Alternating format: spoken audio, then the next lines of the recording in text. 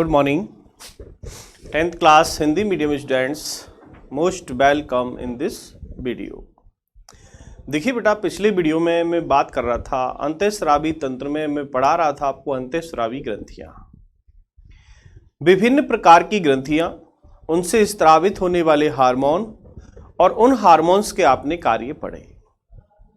मैंने last topic में आपको छोड़ा था अधिवृक्क ग्रंथि, ठीक है। मैं आपको करवा चुका था हाइपोथैलेमस, पीयूष ग्रंथि, पीनियल ग्रंथि, थाइमस ग्रंथि, थायराइड ग्रंथि, पैराथायराइड ग्रंथि, अग्नाशय ग्रंथि और अधिवृक्क ग्रंथि पे मैं चल रहा था। मैं आपको चलो टॉपिक अग्नाशय ग्रंथि को ही रिपीट करके वहां से यहां तक लेता हूं और आज के वीडियो में ये चैप्टर भी आपका समाप्त हो जाएगा। तो देखिए बेटा, अग्नाशय ग्रंथि,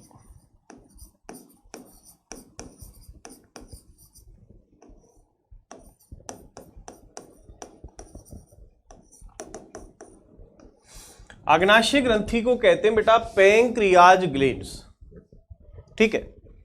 अब यह जो ग्रंथि है ये आमाशय के नीचे पाई जाती है। यदि आप इसको देखें तो देखो बेटा, ये भोजन की नली आ रही है, यहां इसमें ये आमाशय जुड़ा हुआ है, इस जगह यकृत होता है, ये पित्त की थैली है पित्ताशय, और यहां से छोटी आंत इस तरह लूप बना के घूमती है। इस जगह पर देखो, ये जो जगह है यहां ये होती है, ये कौन सी?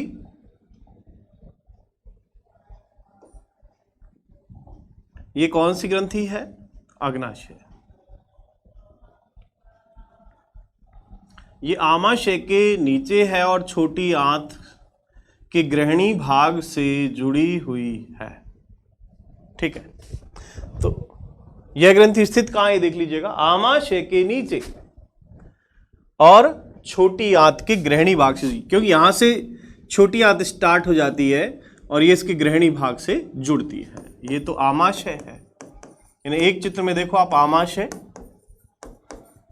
अग्नाशय और यकृत, और ये पित्ताशय, पित्त की थैली। ये डायग्राम आपको मैं पार्ट 6 में भी आपको बता चुका, ठीक है। तो देखिए बेटा, चलें आगे। अग्नाशय ग्रंथि कहां स्थित है ये आपके समझ में आ गया। अब मैं बात कर रहा हूं और आगे। अग्नाशय ग्रंथि में लैंगरहैंस के द्वीप समूह पाए जाते हैं, ठीक है। जो अग्नाशय ग्रंथि होती है उस ग्रंथि में हम देखें तो इस तरह लैंगरहैंस के द्वीप समूह पाए जाते हैं। इस तरह पूरे में अंगूरों के गुच्छे के समान एक संरचना पाई जाती है जिन्हें कहते हैं लैंगरहैंस के द्वीप समूह। और इन समूहों में अल्फा, बीटा और डेल्टा कोशिका होती है, ठीक है। इन समूहों में अल्फा कोशिका,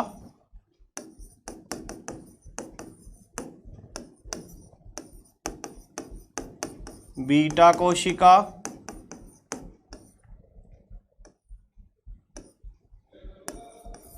और डेल्टा कोशिका।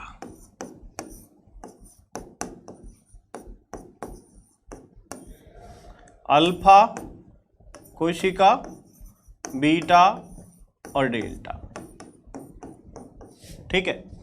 ये कोशिकाएं पाई जाती है लैंगरहैंस के द्वीप समूह या अग्नाशय ग्रंथि के अंदर। अल्फा कोशिकाओं से स्रावित होता है इंसुलिन, बीटा कोशिकाओं से अल्फा कोशिकाओं से स्रावित होता है ग्लूकेगॉन हार्मोन,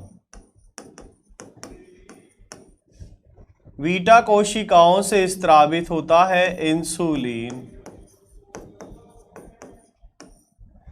और डेल्टा कोशिकाओं से स्रावित होता है सोमेटोस्टेनिन। तो ये तो आपके सिलेबस में अभी नहीं है, ठीक है, ये आपके सिलेबस में है, ये भी है, ये नहीं है। अब यहां पे हार्मोनों का काम क्या है? ग्लूकेगॉन हार्मोन रक्त में ग्लूकोज का नियमन करता है। कहने का मतलब जब हमारी बॉडी में ग्लूकोज की मात्रा कम होती है तो उस ग्लूकोज की जो पूर्ति है वो कौन करता है? Glucagon hormone. क्योंकि हमारे यकृत में जो एक्स्ट्रा ग्लूकोज ग्लाइकोजन के रूप में जमा है, उस ग्लाइकोजन को ग्लूकोज में परिवर्तित करने का काम ग्लूकेगॉन हार्मोन करता है। ठीक है, यानी इंसुलिन का विपरीत काम है। दूसरा, तो ये काम किसका? ग्लूकेगॉन का, कि यदि रक्त में ग्लूकोज की मात्रा कम हो जाती है तो उसकी आपूर्ति करने के लिए यकृत में से ग्लाइकोजन को ग्लूकोज में परिवर्तित करता है, वो काम है ग्लूकेगॉन। लेकिन सबसे महत्वपूर्ण जो क्वेश्चन है वो इंसुलिन से संबंधित क्वेश्चन आता है बेटा। इंसुलिन हार्मोन, यह हार्मोन लैंगरहैंस की बीटा कोशिका, अग्नाशय ग्रंथि की बीटा कोशिकाओं से स्रावित होता है इंसुलिन हार्मोन। और यह हार्मोन रक्त में ग्लूकोज का नियंत्रण करता है। यदि मान लो रक्त में ग्लूकोज अधिक हो गया, उस ग्लूकोज का उपयोग नहीं हो पा रहा, और यदि यह हार्मोन क्या करता है? उस ग्लूकोज का नियमन करता है। ज्यादा ग्लूकोज होता है रक्त में, उसको ग्लाइकोजन में कन्वर्ट करके यकृत में संग्रहित कर लेता है। ठीक है, यानी जो एक्स्ट्रा हमारे पास एनर्जी है, ग्लूकोज है, उसको यकृत के अंदर संग्रहित कर लेता है ग्लाइकोजन के रूप में, वो है इंसुलिन। लेकिन कमी देखिए आप, जब इस हार्मोन की कमी हो जाती है इंसुलिन की, तो रक्त में से ग्लूकोज का नियंत्रण नहीं कर पाता और वो ग्लूकोज मूत्र के साथ शरीर से बाहर निकलता है। इसी को डायबिटीज या शुगर की बीमारी कहते हैं। शुगर की बीमारी, डायबिटीज कब होती है? जब रक्त में इंसुलिन हार्मोन की कमी हो जाती है। ठीक है, अब एक क्वेश्चन आता है कि एक व्यक्ति को इंसुलिन का इंजेक्शन दिया जाता है, क्यों? नॉर्मल सा क्वेश्चन है।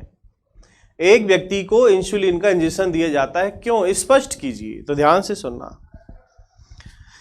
एक व्यक्ति जिसे इंसुलिन का इंजेक्शन दिया जा रहा है, क्यों? उसका कारण है कि उसको शुगर यानी मधुमेह या डायबिटीज रोग हो गया है। उसके मूत्र में शर्करा या शुगर या ग्लूकोज मूत्र के साथ शरीर से बाहर निकल रहा है, यानी वो डायबिटीज पेशेंट हो गया, शुगर का पेशेंट है। ऐसी कंडीशन में क्या होता है? व्यक्ति का शरीर बिल्कुल धीरे धीरे कमजोर होता जाता है, उसके शरीर का वजन घटता जाता है। क्यों? क्योंकि हमारी बॉडी के अंदर जो ग्लूकोज है, ऊर्जा का लेवल जो बनाए रखता है, वो उस ग्लूकोज की क्षति हो रही है लगातार, वो बॉडी में काम ही नहीं आ रहा।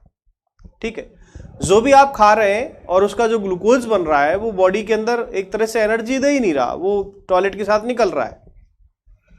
तो इस दौरान व्यक्ति क्या है, जल्दी कमजोर हो जाता है। ऐसी स्थिति में क्या करें? उस व्यक्ति को जैसे ही पता लगता है शुगर पेशेंट है, उस व्यक्ति को इंसुलिन के इंजेक्शन दिए जाते हैं ताकि उसके रक्त में से ग्लूकोज का नियंत्रण किया जा सके।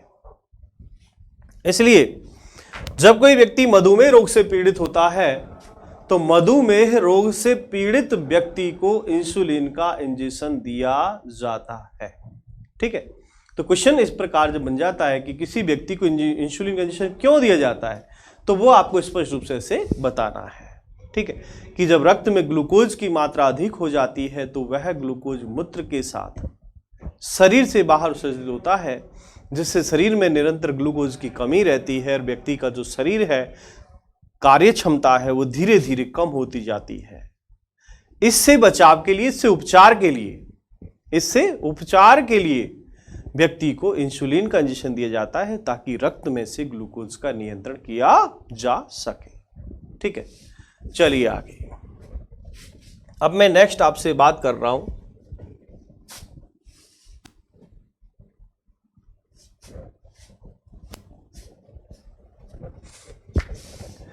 अधिवृक्क ग्रंथि।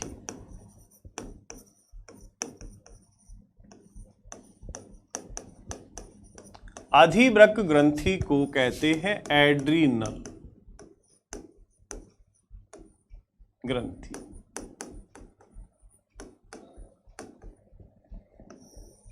ठीक है, सबसे पहली बात, ये स्थित कहां है? यह ग्रंथि दोनों वृक्कों की ऊपरी सतह पर स्थित होती है।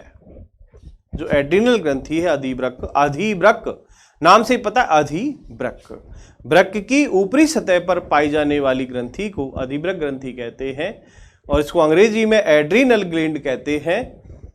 यह जो ग्रंथि है, अब इससे एड्रिनलिन, नॉर एड्रिनलिन और इन्हीं के दूसरे नाम है एफिनेफ्रिन और नॉर एफिनेफ्रिन हार्मोन स्रावित होते हैं। आप केवल ये याद रखोगे कि इस ग्रंथि से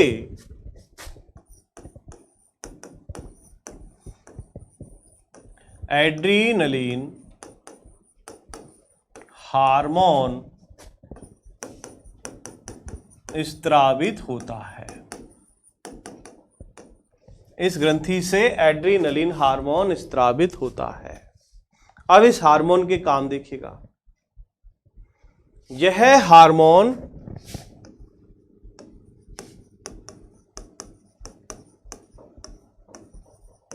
आपातकालीन स्थिति में व्यक्ति को, यह हार्मोन आपातकालीन स्थिति में व्यक्ति को सामना करने के लिए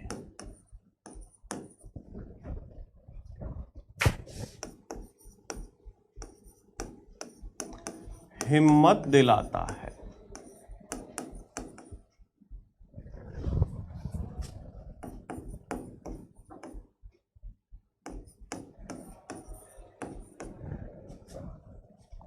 देखिए, तो यह जो हार्मोन है, यह जब हमारे ब्लड के अंदर होता है और हमारे सामने कोई ऐसी परिस्थिति है, हमें तत्काल कोई निर्णय लेना है या परिस्थितियां विषम है, आपातकालीन स्थिति है, उस दौरान यानी हमारे हार्ट को, हमारी किडनी को, हमारे फेफड़ों को एक तरह से सुरक्षा प्रदान करता है।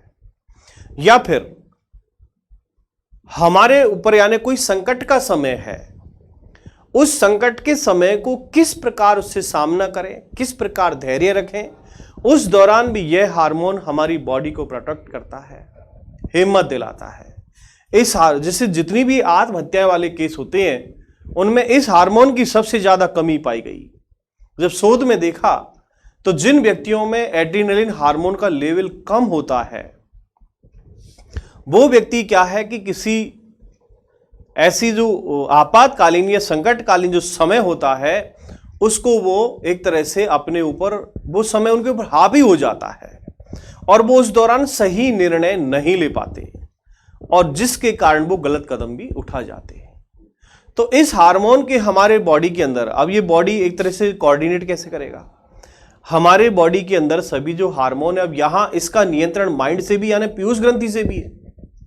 ठीक है, तो यदि जब माइंड पे एक तरह से वजन पड़ता है या व्यक्ति की साइकोलॉजी यानी मनोविज्ञान चेंज हो जाता है, उसके सोचने की क्षमता क्षीण हो जाती है, उस दौरान यानी व्यक्ति बहुत ज्यादा चिंताग्रस्त होता है, तनाव में होता है, तो उस दौरान ये हार्मोन सक्रिय तो रहता है, लेकिन कहते हैं ना जैसे तराजू में दो तरफ आप कोई सामान रखेंगे, एक तरफ ज्यादा है एक तरफ कम है तो उसका बैलेंस खराब हो जाता है। ऐसे ही जब कभी चिंता है, तनाव, ये सब चीजें हमारे शरीर में बहुत ज्यादा हावी हो जाती है तो उसका प्रेशर दिमाग पे पड़ने लगता है। दिमाग उस समय सकारात्मक नहीं सोच पाता, उसके दिमाग में नकारात्मक भाव प्रवेश कर जाते हैं।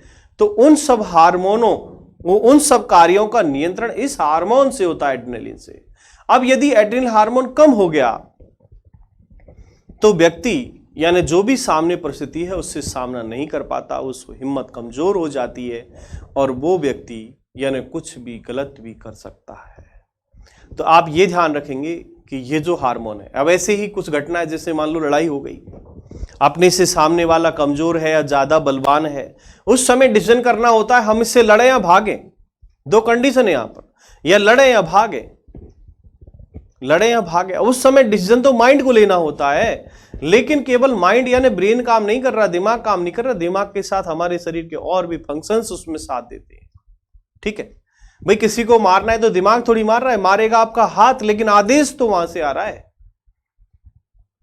ठीक है, तो ये जो क्रियाएं होती है ये सब एक तरह से माइंड यानी दिमाग से ही संचालित है, और इन सब हार्मोनों का प्रभाव पूरे शरीर पर पड़ता है। इस हार्मोन को युद्ध हार्मोन, लड़ो हार्मोन, संकटकालीन हार्मोन, डर, यानी जब कभी हमें भय होता है, हम जैसे चल रहे हैं, रास्ते में चल रहे हैं, अचानक कोई काला सर्प दिख गया, व्यक्ति एकदम डर जाता है, उसके रोंगटे खड़े हो जाते हैं, उस दौरान भी यही हार्मोन नहीं, मान लो इस हार्मोन की कमी हो गई, हो सकता है व्यक्ति को हार्ट अटैक आ जाए। हार्ट अटैक मींस हार्ट काम करना बंद कर दे, इतना तेजी से यदि व्यक्ति डर गया तो। इसलिए बेटा कभी किसी को ऐसे डराना नहीं चाहिए अचानक। कई बार आप रात्रि में अकेले जा रहे हैं, पीछे से चाहे कोई पेड़ की डाली हली हो या कोई आवाज आई हो, आप पीछे मुड़ के देखेंगे, आप डर जाओगे।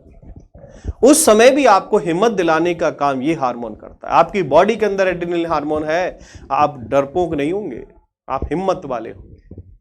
तो ये डिफेंड करता है हार्मोन पर। तो हमारी बॉडी में, यानी इस पाठ का नाम ही क्या है, नियंत्रण और समन्वय। तो हमारे शरीर में नियंत्रण और समन्वय का काम केवल तंत्रिका तंत्री नहीं करता, हमारे शरीर में विभिन्न प्रकार के जो हार्मोन्स हैं, और ये हार्मोन्स पूरे बॉडी में नियंत्रण और समन्वय के कार्य के लिए जिम्मेदार होते हैं। ठीक है, चलिए और आगे। तो ये हार्मोन जो है, इसका विशेष जो कार्य है कि यह हार्मोन आपातकालीन स्थिति में व्यक्ति को सामना करने के लिए तैयार करता है, यानी ये मजबूती प्रदान करता है, सोचने की क्षमता को मजबूत करता है, वो हार्मोन है एड्रेनलिन।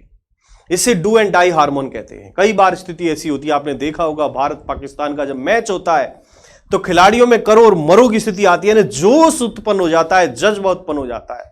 ऐसे जब 15 अगस्त 26 जनवरी होती है तो हर दिल में उमंग होती है, जोश होता है।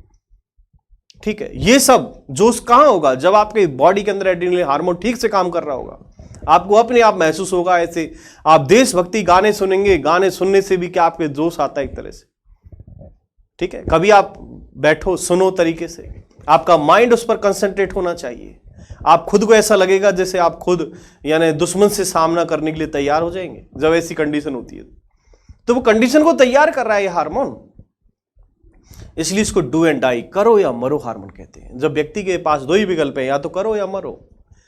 ठीक है, तो उस दौरान भी ये हार्मोन उसको हिम्मत दिलाने का काम करता है। चलो देखिएगा, आगे मैं बात करता हूं आपसे।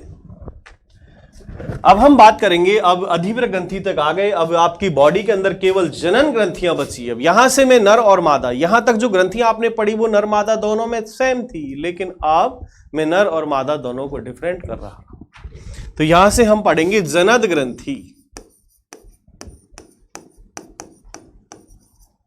और ये जो जनद ग्रंथि है ये दो प्रकार की है, एक है वृषण और दूसरी है अंडाशय। पहली वृषण, दूसरी अंडाशय। मानव शरीर में जो जनन ग्रंथि है, जनद ग्रंथि, ये वृषण और अंडाशय। वृषण है नर जनन ग्रंथि, अंडाशय है मादा जनन ग्रंथि। तो यहां मैं सबसे पहले टॉपिक ले रहा हूं वृषण ग्रंथि।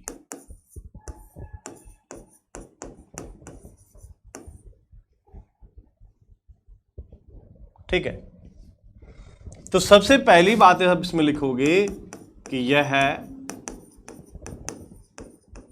नर जनन ग्रंथि है। दूसरा, यह है वृषण कोश में स्थित होती है। देखिए, यदि मैं आपसे कहूं कि नर के जो वृषण है, वृषण कोश में जो स्थित है, इनका जो वजन है वो 14 से 16 ग्राम वजन होता है। नर में जो वृषण है, उस वृषण का जो भार है वो 14 से 16 ग्राम होता है। 14 से 16 ग्राम, किलोग्राम नहीं, ग्राम की बात कर रहा हूं मैं, जिनके अंदर शुक्राणुओं का निर्माण होता है। तो देखिए बेटा, यह नरजनन ग्रंथि है, यह वृषण कोश में स्थित है, और इन वृषणों का तापमान शरीर के तापमान से कम होता है, और ये एक जोड़ी होते हैं। वृषण एक जोड़ी है, उदर गुहा में बाहर की ओर स्थित होते हैं। ठीक है, कहां है? उदर गुहा में बाहर की ओर। मेन हार्मोन बता रहा हूं, इस ग्रंथि से टेस्टोस्टेरोन हार्मोन, ये महत्वपूर्ण बात है बेटा, क्वेश्चन आता है। इस ग्रंथि से टेस्टोस्टेरोन हार्मोन स्रावित होता है। ठीक है, क्या होगा अब इससे? इस ग्रंथि से टेस्टोस्टेरोन हार्मोन स्रावित होता है जो नर में द्वितीयक गौण लैंगिक लक्षणों के लिए जिम्मेदार है। नर के अंदर जितने भी द्वितीयक गौण लैंगिक लक्षण हैं, उन हार्मोनों का जिम्मेदार कौन है? Testosterone hormone. ठीक है, जैसे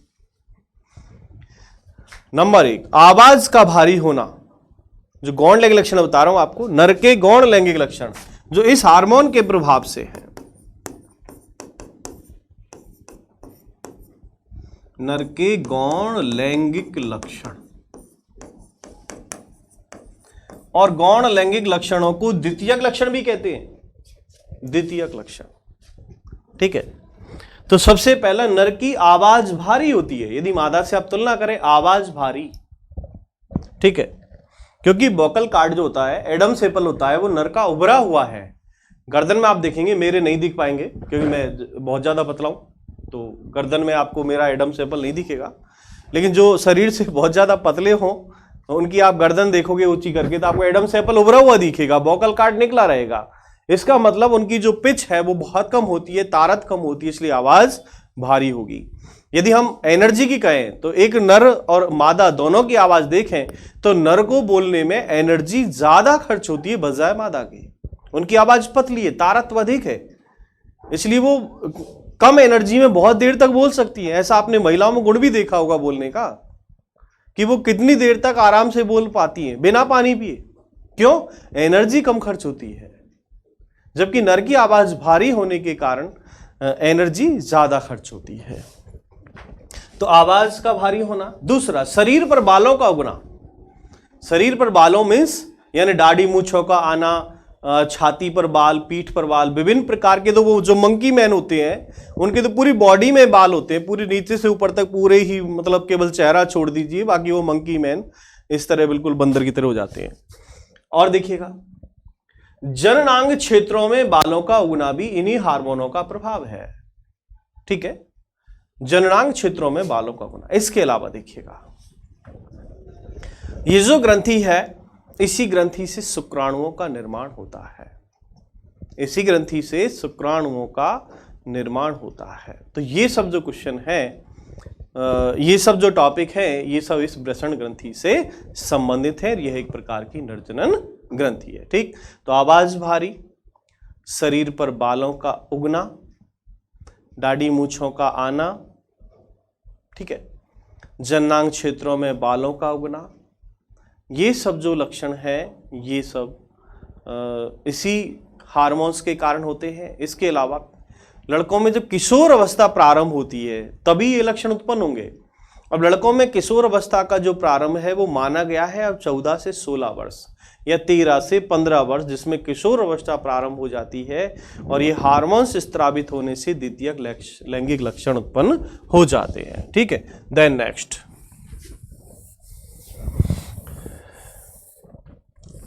देखिएगा, लास्ट जो ग्रंथि है इस चैप्टर की वो है अंडाशय ग्रंथि।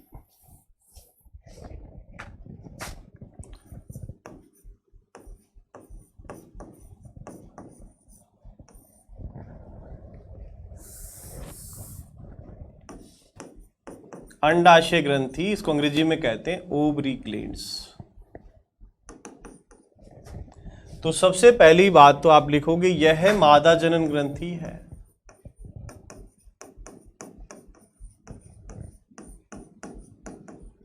यह मादा जनन ग्रंथि है। नंबर 2, यह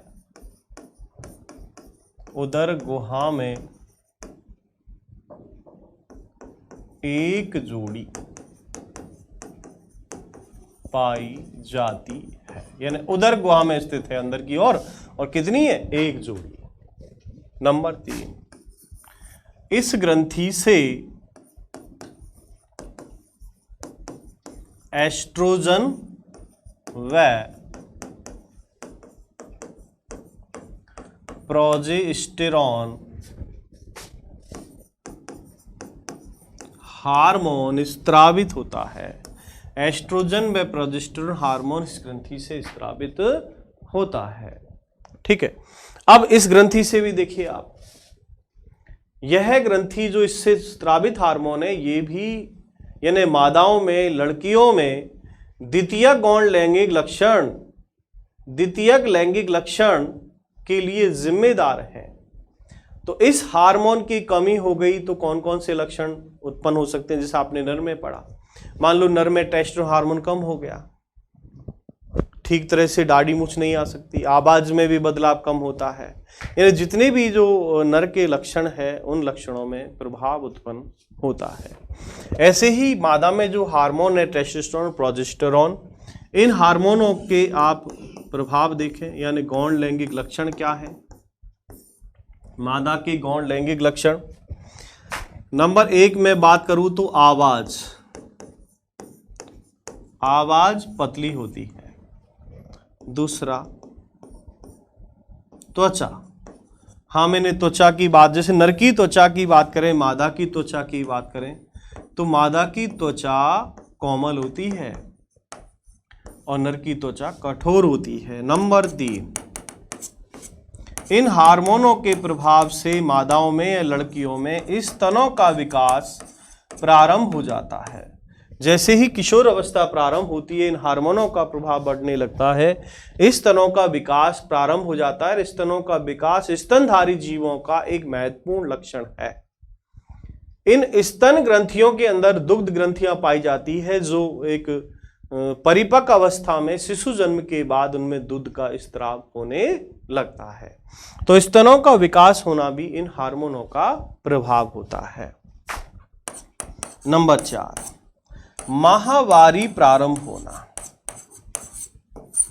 माहवारी यानी रजोधर्म, ऋतुस्राव, मासिक चक्र, इंग्लिश में कहते हैं maturation cycle, means MC, maturation cycle. तो मासिक धर्म या माहवारी, ऋतुस्राव, रजोधर्म का स्टार्ट होना, ये इन हार्मोनों का प्रभाव है। तो माहवारी का प्रारंभ होना, ठीक है, और मैं आगे इसके बारे में डिटेल में बात करूंगा। ये सब जो लक्षण है ये एस्ट्रोजन और प्रोजेस्टेरोन हार्मोन के प्रभाव होते हैं। तो यहाँ बेटा हमने विभिन्न प्रकार की ग्रंथि और उनसे संबंधित जो क्वेश्चंस हैं वो कंप्लीट किए।